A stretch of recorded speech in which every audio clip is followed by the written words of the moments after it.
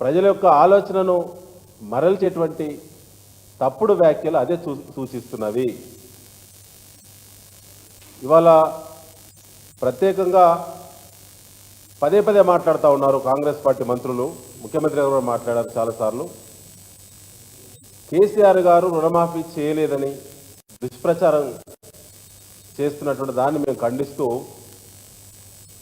రుణమాఫీ జరుగుతున్నటువంటి సందర్భంగా ఎన్నికలు కూడా వస్తే చివరగా మిగిలిపోయిన రైతులకు కొంతమందికి రుణమాఫీ జరగలేదు.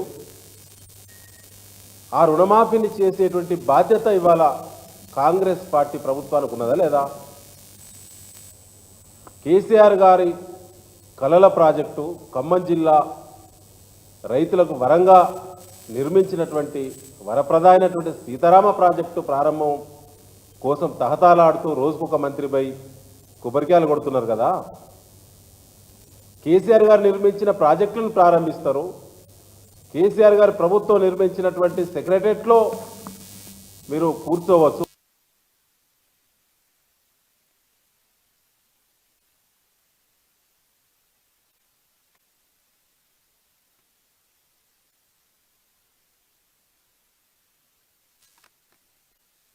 అది కూడా మీరు కంప్లైంట్ చేస్తేనే మిగిలిపోయినటువంటి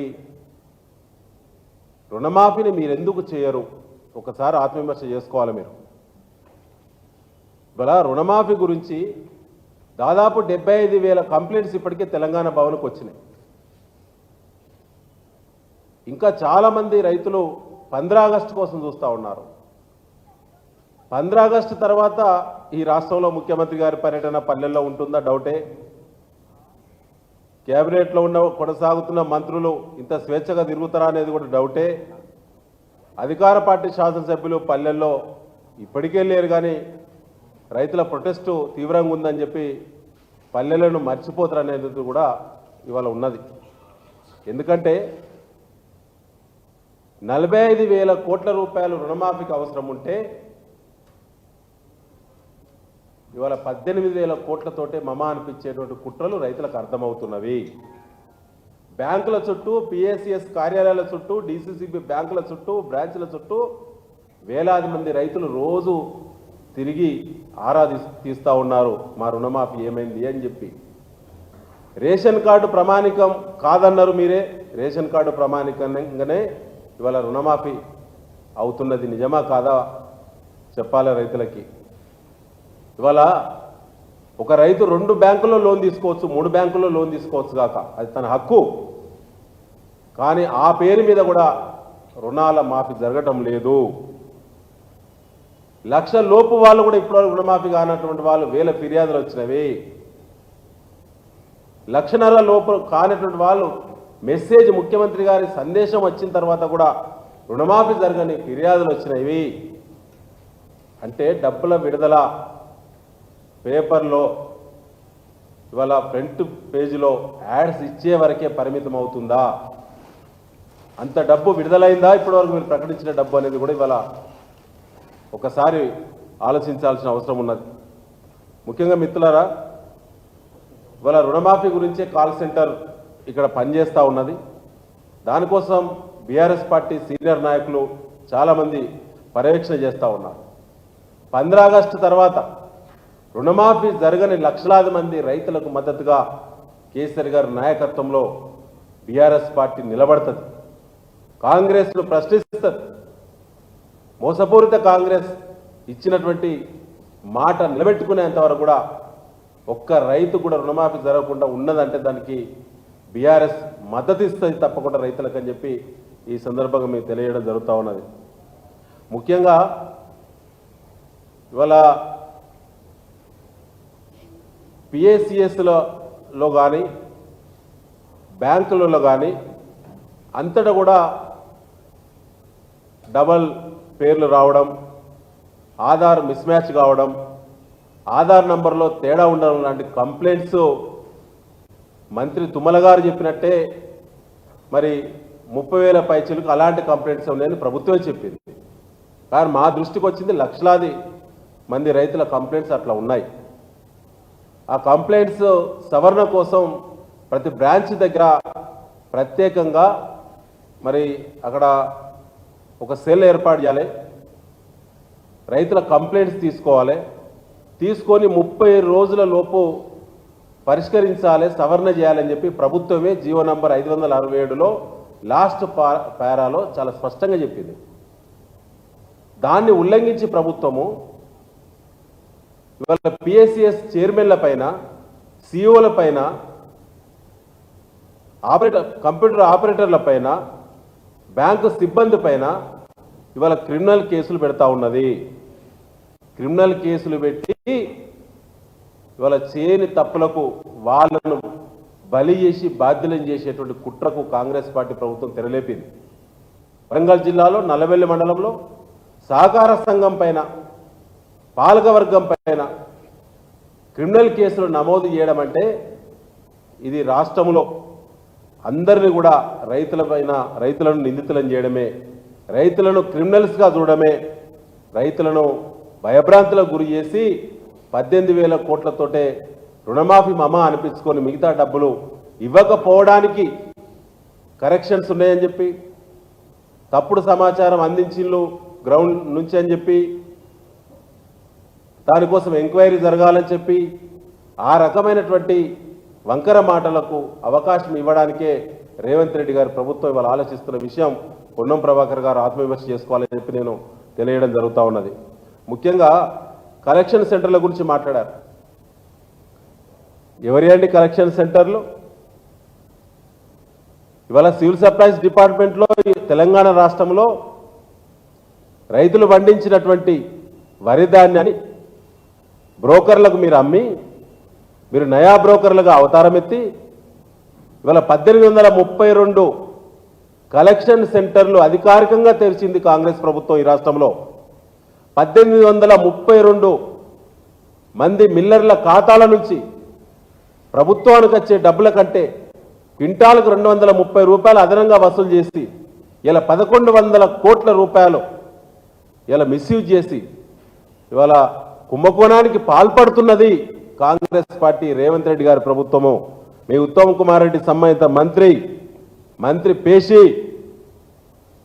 పొన్నం ప్రభాకర్ గారు, మీ శాఖలో కూడా ప్రతి జిల్లా డిటిఓ నెలకు 1 కోటి రూపాయలు వసూలు చేస్తా ఉన్నారు. నెలకు 30 కోట్ల రూపాయలు ఈ రాష్ట్రంలో మీ డిపార్ట్మెంట్లో వసూలు అవుతున్నాయి. మీరు నడుపుతున్నారు కలెక్షన్ సెంటర్లు, మీరు నడుపుతున్నారు. ఇవాళ ఈ బ్రోకర్ పరులకు నాయకత్వం చేసేది మీరు. ఇవాళ హైదరాబాద్లో స్క్వేర్ ఫీట్కు 75 రూపాయలు కలెక్షన్ అవేది తెలియదా మీకు? సామాన్య ప్రజలకు తెలుసు కదా. ఉత్తరానొక్కడు, దక్షిణానొక్కడు, పడమటొక్కడు, తూర్పునొక్కడు ఆఫీసు పెట్టుకున్నారు. మీ ముఖ్యమంత్రి గారి కార్యాలయం పర్యవేక్షణ చేస్తూ ఉన్నది. మరి మీరే ఇన్ఛార్జ్ మంత్రి కదా, మీకు తెలియదా కలెక్షన్ సెంటర్లు ఎక్కడున్నాయో? ఇవాళ కష్టపడ్డ వాళ్ళను మాట్లాడద్దు. గత ప్రభుత్వం చేసిన మంచి పనులను మీరు ఆస్వాదించే ప్రయత్నం చేస్తారు. ఇప్పుడు ఇవాళ ఆ పనులను ప్రారంభించే ప్రయత్నం చేస్తారు.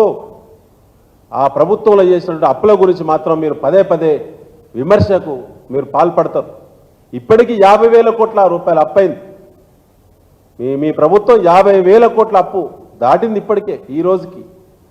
ఇవాళ మా ప్రభుత్వం చేసింది హరీష్ రావు గారు పదే సభలో చెప్పిండు, 3,20,000 కోట్ల వరకే మేము అప్పు చేసినాము అని చెప్పి. ఎన్ని అసెట్స్ ఇవాళ ఈ తెలంగాణ సమాజానికి ఇచ్చిండు కేసీఆర్ గారు ప్రభుత్వం. ఒకసారి ఆలోచన చేయాలి. నిన్న మా కేటీఆర్ గారు అన్నారు, నిన్న జగిత్యాలలో సాగు ఎందుకు తగ్గింది ఈ రాష్ట్రంలో? 16 లక్షల ఎకరాల సాగు ఎందుకు తగ్గింది? కేటీఆర్ గారి ప్రశ్నకు సమాధానం చెప్పే తెలివినదా ఈ ప్రభుత్వానికి? ఇవాళ రైతు భరోసా ఎగ్గొట్టిళ్ళు, సమయం అయిపోయింది, నాట్లు అయిపోయినాయి.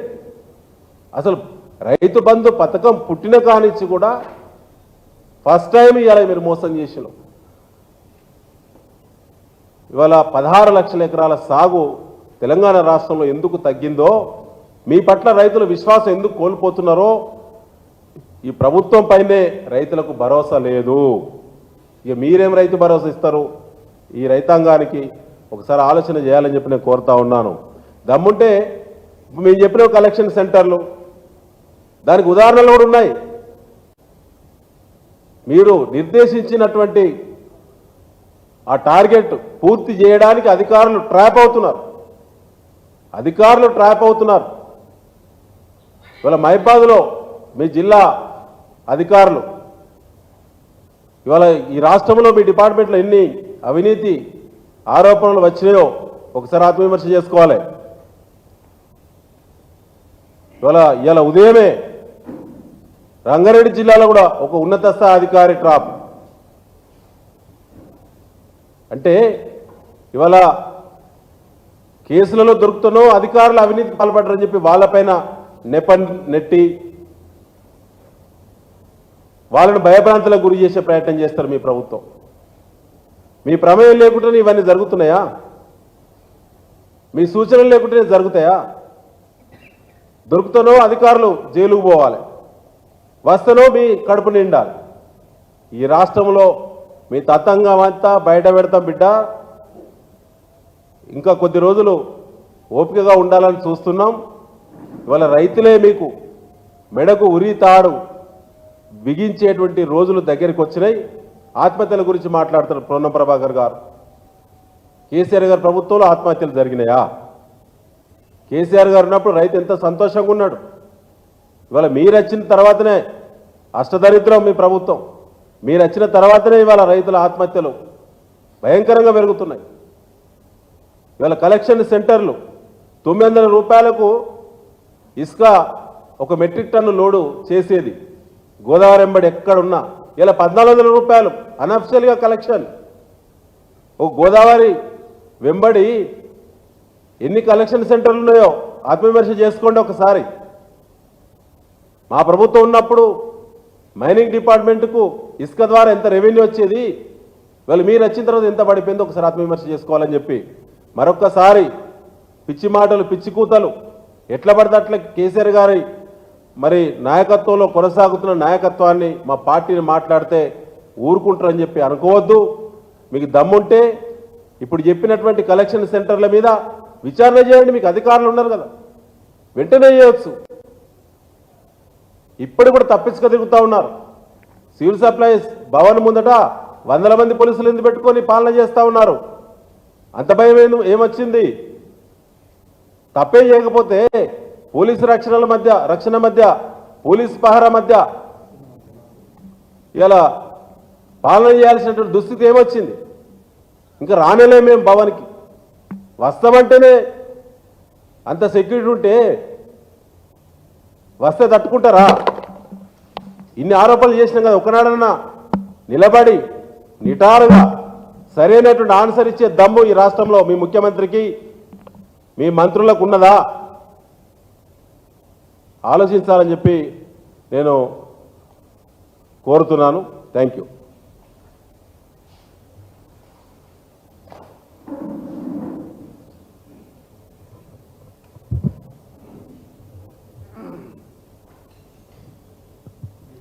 మీడియా మిత్రులందరికీ నమస్కారం. గౌరవ పెద్దలు, ఈ కార్యక్రమంలో ప్రెస్ మీట్లో కూర్చున్నటువంటి గౌరవ పెద్దలు, మాజీ శాసనసభ్యులు అన్న పెద్ద సుదర్శన్ రెడ్డి గారికి, సీనియర్ నాయకులు అన్న గోవర్ధన్ రెడ్డి గారు, సీనియర్ నాయకులు పల్లె రవికుమార్ గారు, తమ్ముడు దిలీప్ గారికి అందరికీ పేరు పేరున నమస్కారం. చాలా విషయాలు పెద్దన్న చెప్పిండు. పొన్నం ప్రభాకర్ గారు వయసు పెరిగింది, అదేవిధంగా హోదా పెరిగింది, కానీ బుద్ధి మాత్రము పెరగలే. అదే వక్రీకరించి గత ప్రభుత్వాన్ని, మా నాయకుడు కేసీఆర్ని తిట్టాలి, లేకుంటే హరీష్ రావు గారిని తిట్టాలి, కేటీఆర్ గారిని తిట్టాలి, మా ప్రభుత్వం పైన నిందలేయాలి, ఇలా పరిపాలన జరపాలని 8 నెలల నుంచి అదే ప్రయత్నం ముఖ్యమంత్రి మంత్రులు చేస్తూ ఉన్నారు. ఇలా మీరు ఏం మాట్లాడినరు? ఆనాడు కలెక్షన్ సెంటర్లు, ఈరోజు కాల్ సెంటర్లు అని. ఇలా మంత్రికి మేము సవాల్ చేస్తూ ఉన్నాం. నిజంగా మీకు చిత్తశుద్ధి ఉంటే, నిజంగా మీకు దమ్ముంటే, మీ ఆర్టీసీలో ఎలాంటి కలెక్షన్ దందా లేదు అని, ఎలాంటి కరప్షన్ జరుగుతలేదని, మీకున్నటువంటి మంత్రి శాఖలన్నిట్లలో లేదని ఒక శ్వేతపత్రం విడుదల చేస్తారని అడుగుతా ఉన్నాం. అరే, కాంగ్రెస్ పార్టీ అంటేనే కదా కలెక్షన్, కరప్షన్, కమిషన్. ఈ మూడింటికి care of address Congress party. ఈ దేశంలో ఎవరిని అడిగినా చెప్తారు, చిన్న పిల్లవాడిని అడిగినా కాంగ్రెస్ పార్టీ అంటే ఏంటిది అనేది ఎవరిని అడిగినా చెప్తారు. 75 సంవత్సరాలుగా అవినీతిని ఈ దేశానికి పరిచయం చేసిందే కాంగ్రెస్ పార్టీ. ఎందులో జరగలే అవినీతి? ఏ డిపార్ట్మెంట్ చూసినా అవినీతి కదా కాంగ్రెస్ పార్టీ హయాంలో. గల్లీ నుంచి ఢిల్లీ దాకా ప్రతి డిపార్ట్మెంట్లో ప్రతి రాష్ట్రంలో కాంగ్రెస్ పార్టీ అధికారం రాష్ట్రంలో ఉన్న కేంద్రంలో ఉన్న అవినీతి తప్పనిసరి. అది మ్యాండేటరీ. మీ మేనిఫెస్టోలో మ్యాండేటరీ. అది మీ పార్టీల మీ కమిటీలనే అదో కమిట్మెంట్. అది అందుకే ఇందు గలదందు లేదని సందేహం వలదు, ఎందెందు వెతికినా కాంగ్రెస్ అవినీతి అందందు గలదయా, అది చెప్పుకోవాలి మీరు. ఇలా మీకు ఇచ్చినటువంటి ఈ రాష్ట్రంలో ముఖ్యమంత్రి శాఖ నుంచి మొదలుకుంటే ఇలా దాన్ని నిర్వర్తిస్తున్నటువంటి శాఖలను మొదలుకుంటే ఎందులో అవినీతి జరుగుతలేదో చెప్పండి. అసలు అవినీతి ఇప్పుడు మొదలైంది. మీ అవినీతి భాగవతమే మొదలైంది. అంతా ఇలా పెద్దిశ్వరరెడ్డి గారు చెప్పిండ్రు, ఒక సివిల్ సప్లైనే అవినీతి జరిగిందంటే దాని మీద అసలు చర్చకు రానిస్తలేదు. నిజంగా మీకు చిత్తశుద్ధి ఉంటే మంత్రి గారు ఇంకో మాట ఏమన్నాడు, కేసీఆర్ ఒక్క బస్సు కొనలేదు అన్నాడు.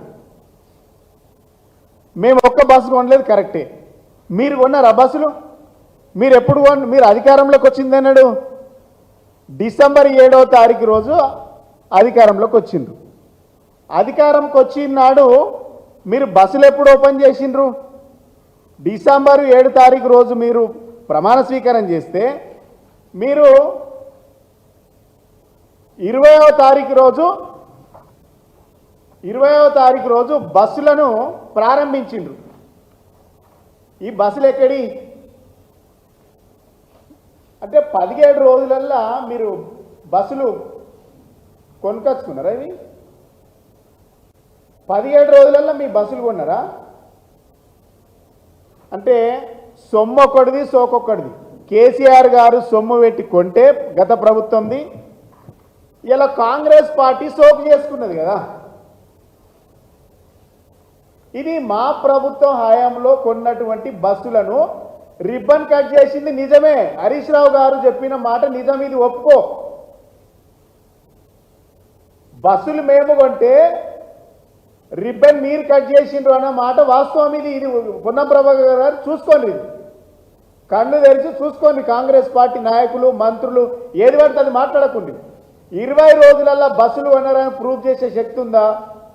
మీ దగ్గర ఆధారాలు ఉన్నాయా?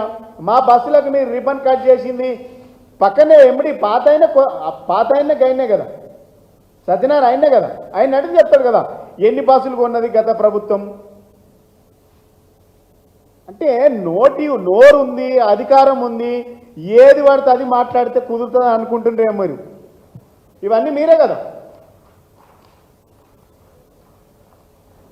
ఇవన్నీ ఉన్నాయి.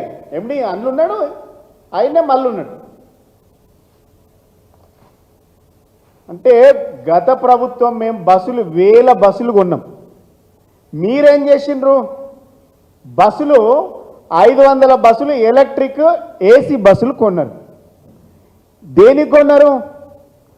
ప్రభుత్వము డబ్బు పెట్టి కొంటే ప్రభుత్వానికి ఆదాయం వస్తుంది, ప్రభుత్వంలో ఉన్నటువంటి ఉద్యోగులకు లాభం జరుగుతుంది, ఆ సంస్థకు లాభం జరుగుతుంది. మీరేం చేసిండ్రు? 500 బస్సులు కొని ఎయిర్కి ఇచ్చేసిండ్రు, రెంట్కి ఇచ్చేస్తా ఉన్నారు, హెయిర్ పెడతా ఉన్నారు. వాటిని ఆ రోజు మీ ప్రభుత్వం ఏం చేసింది? మీరు ఆ కంపెనీలకు ఇవ్వద్దు, ఓలెక్టా జేబిఎం కంపెనీలు ఏవి ఆనాడు ఈ కంపెనీలకు ఇస్తూ ఉంటే మెగా కంపెనీలకు ఇస్తూ ఉన్నారనేసి మీరు మమ్మల్ని బదనాం చేసిండ్రు. ఈ కంపెనీలు ఓలెక్టా జేబిఎం సంస్థలు ఎవరియో బహిర్గతం చేయాలి. ఈ 500 బస్సులు ఏసీ ఈ ఎలక్ట్రిక్ బస్సులు ఇలా ప్రైవేట్ చేతులకు వెళ్ళిపోయింది. ఇలా ఆర్టీసీని దారాదత్తం చేస్తూ ఉన్నారు.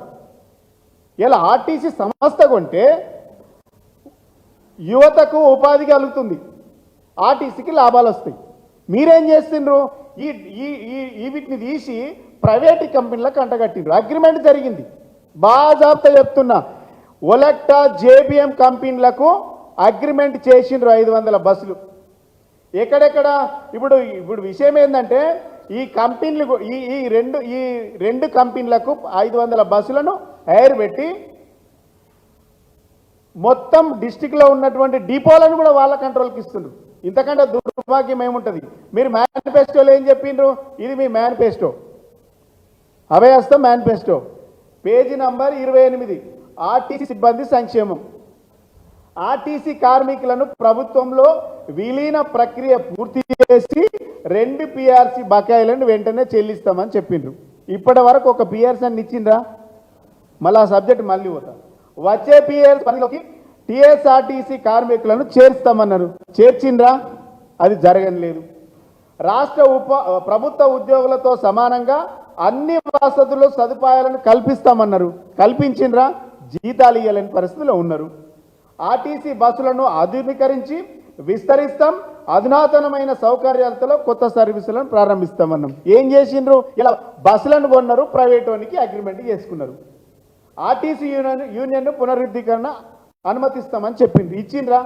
ఆర్టీసీ యూనియన్లతో మాట్లాడిండ్రా? అసలు వాళ్ళను విలీనం చేస్తా అన్నారు, పునరుద్ధరిస్తా అన్నారు, చేసిండ్రా? ఇవన్నీ బక్వాస్, బోగస్ మాటలు మీ అన్నీ. ఇలా మీరు ఏం చేస్తూ ఉన్నారు? కరీంనగర్లో డిపో 2, నిజామాబాద్లో డిపో 1, నల్లగొండలో డిపో 1, హైదరాబాద్లో డిపో 4. ఇవన్నీ కూడా ఈ ప్రైవేట్ కంపెనీలకు అన్నీ కూడా మీరు దారాదత్తం చేస్తూ ఉన్నారు. మీరు అధికారంలోకి వస్తే ఏదో ఎలుగబెడతారని జనం నమ్మి భ్రమపడి ఇలా మీకు ఓట్లు వేస్తే మీరు ఏం చేస్తుండ్రు? ఆర్టీసీని లాభాలలో తెస్తామని చెప్పిండ్రు. ఇలా నష్టాలలో నడుస్తూ ఉన్నది. కనీసం వాళ్ళకి పిఆర్సీ ఇవ్వలేని పరిస్థితి, వాళ్ళకి జీతాలు ఇవ్వలేని పరిస్థితి, రిటైర్మెంట్ వేసి ఇస్తే పైసలు ఇస్తలేరు. సెంట్రల్ గవర్నమెంట్ కింద స్కీమ్ ఉంటుంది ఈడిఎల్ఐఎఫ్ అని, వాటి కింద 7 నుంచి 8 లక్షల రూపాయలు వస్తాయి. ఆ స్కీమ్ కూడా మీరు పైసలు కూడా మీరే వాడుకుంటున్నారు. అరే ఆర్టీసీలో దంద నడుస్తుంది, కలెక్షన్ దంద నడుస్తుంది. ఇలా మీరు మా పైన విమర్శలు చేయడం అంటే సూర్యుని మీద ఉమ్మేస్తే ఎడబడుతుంది, అది మీ మీదనే పడుతుంది. మీరు గుర్తుపెట్టుకోండి, నిజాయితీకి మారుపేరుగా మా ప్రభుత్వం నడిచింది. మీకు మీ చేతుల ప్రభుత్వం ఉంది. మీకు చిత్తశుద్ధి ఉంటే ఎక్కడైనా పెట్టుకోండి కదా. మేము డిమాండ్ చేస్తున్నాం. ఇప్పుడు 500 బస్సులు, ఏసీ బస్సులు, ఎలక్ట్రిక్ బస్సులు కొన్నారు కదా, దాని మీద అవినీతి జరగలేదు, కమిషన్లు జరగలేదు, కమిషన్లు తీసుకోలేదు అని సిబిసిఐడి ఎంక్వైరీ చేయండి. మా ప్రభుత్వం ఆర్టీసీలో నిజంగా ఏమైనా తప్పు జరిగిందా అని ఎంక్వైరీ చేయండి. ప్రభుత్వం మీదే ఉంది కదా, మీదే కదా ప్రభుత్వం. మేము ప్రభుత్వంలో విలీనం చేస్తామని ఆనాడు అసెంబ్లీలో తీర్మానం చేసినాం, గవర్నర్కు పంపినాం. ఇలా ఎలక్షన్ కోడ్ రావడం వల్ల ఆగింది. మీరు అదే ప్రామిస్ చేసిండ్రు కదా, ఎందుకు నిలబెట్టుకుంటలేరు? అంటే మీ అన్ని అబద్ధాల మీద బతకాలనేది మీరు అనుకుంటున్నారు. ఇలా ప్రైవేట్ చేస్తూ ఉన్నారు, ఇలా ఆర్టీసీని ప్రైవేటీకరణ చేస్తూ ఉన్నారు. ఒక రకంగా చెప్పాలంటే 500 బస్సులను మీరు హైర్ పెట్టిండ్రంటే ఇలా ఒక కండక్టరే ఆర్టీసీ సంస్థ నుంచి పోతుండు. మిగిలిన అన్ని కూడా పవర్ ఛార్జింగ్ సెంటర్లతో సహా ఆ యాజమాన్యానికి అప్పచెప్తుండ్రు. ఇలా ఆల్రెడీ అయిపోయింది, అగ్రిమెంట్ అయిపోయింది. ఇలా మీరు ఆర్టీసీని మేము కాపాడుతాం, ఇలా ఏంది మహాలక్ష్మి పేరు మీద కార్యక్రమం తీసుకున్నారు. ఇలా దానివల్ల లాభం వస్తుందా ప్రభుత్వానికి? ఆర్టీసీకి నష్టం వస్తుందా? ఎంత నష్టాలలో జరుగుతుంది? ఇలా ఎక్కిన మహిళలందరూ టికెట్ తీసుకోవాలి, టికెట్ తీసుకుంటుంటారు, పైసలు ఇస్తలేరు. ఏమవుతుంది? దాంతో లాభం వస్తుందా నష్టం వస్తుందా? ఆర్టీసీకి నష్టం జరుగుతుంది. ఇలా మేము లాభాలలో ఉండేటప్పుడు, మేము ఆనాడు అధికారంలో ఉన్నప్పుడు 1500 కోట్ల బడ్జెట్ ఆర్టీసీ కేటాయించినాం కేసీఆర్ గారి నాయకత్వంలో. మీరు ఇలా ఆర్టీసీని లాభాలలో పెడతాం, కార్మికులకు జీతాలు ఇస్తాం, మేము పిఆర్సీలు ఇస్తామని చెప్పిండ్రు కదా. మరి ఎందుకు ఆర్టీసీకి మీరు బడ్జెట్ ఎందుకు కేటాయించలే? మేము ఆనాడు కేటాయించినాడు మిగిల్ బడ్జెట్ 1500 కోట్లు ఇస్తే 1200 కోట్ల మిగిల్ బడ్జెట్తో ఆర్టీసీ మీ చేతులకు వచ్చింది. ఇవాళ ఏమైంది? 2700 కోట్ల అప్పులో ఇరుక్కుపోయింది. ఇది మీరు చేస్తున్నటువంటి తతంగం. ఇలా ఎండి సజ్జనారు ఉన్నారు కదా, అడగండి. ఇలా మా ప్రభుత్వం పైన, మా నాయకుల పైన మీరు విమర్శలు చేసి బతుకుతామంటే వదిలిపెట్టాం మేము. ఎంత దూరం అంటే అంత దూరం. మీరు ఏం చేస్తారు? మా మీద కేసులు పెడతారు. మీరు ఏం చేస్తున్నారు? మాట్లాడేటోని మీద కేసులు, నోరు తెరితే కేసులు. మేము కేసులకు భయపడేటోళ్ళమా? మేము మీ లెక్క తెలంగాణ పారిపోయి ఢిల్లీలో పండుకున్న వాళ్ళమా? బాజాబ్తా కాదు, బేజాబ్తా నిలబడి కొట్లాడినాం, జైలుకు పోయినాం, కేసులు పెట్టుకున్నాం. రేపు మీరు కేసులు పెడితే కూడా బరాబరు స్వీకరిస్తాం. కానీ తప్పు ఎవరిది, ఒప్పు ఎవరిది, దొంగ ఎవడో దొరవడో తెలియాలి. మా మీద ఏది పడితే అది మాట్లాడతాం, మా నాయకుల మీద మాట్లాడతామంటే ఊరుకునే ప్రసక్తి లేదు. ఇలా మేము అన్నవాటికి మీకు నిజంగా చిత్తశుద్ధి ఉంటే మీ శాఖలో అవినీతి జరుగుతుందని, పొన్నం ప్రభాకర్ గారు, మీ శాఖలో అవినీతి జరుగుతుందని సోనియా గాంధీకి స్వయంగా కంప్లైంట్ పోయింది. సీఎంపీఏలతోని అవినీతి జరుగుతుందనేసి కూడా కంప్లైంట్లు ఉన్నాయి. ఇక మా మీద చేసుడంటే ఏంది అసలు ఇది? సిబిసిఐడి ఎంక్వైరీ చేయండి, సిట్టింగ్ జడ్జితో విచారణ జరిపించండి, ఎక్కడెక్కడ జరిగిందో. మీకు పనే కాదు కదా మా మీద ఆరోపణలు చేయాలి, పబ్బం గడుపుకోవాలి. మీరు ఏం చేయరు. 8 నెలల్లో మీరు ఏం చేయలేదు, ఏమి చేసే అవకాశం కూడా మీకు లేదు. కాబట్టి మీరు ఏది పడితే అది మాట్లాడితే మేము ఊరుకోము. ప్రశ్నకు ప్రశ్న సమాధానం ఇస్తాం, డెఫినెట్గా సమాధానం చెప్తాం. మా దగ్గర ఉంది ఆ శక్తి, సామర్థ్యం ఉంది. అవినీతిమయమైంది Congress party. All India committee అంటేనే, ఏఐసిసి అంటేనే అది కదా, all India corruption and collection party అది. కాబట్టి మా మీద, మా నాయకత్వం మీద మాట్లాడుతూ ఊరుకోం. మీకు చిత్తశుద్ధి ఉంటే మేము అన్ని మాటలు స్వీకరించి విచారణ జరిపించండి. Thank you.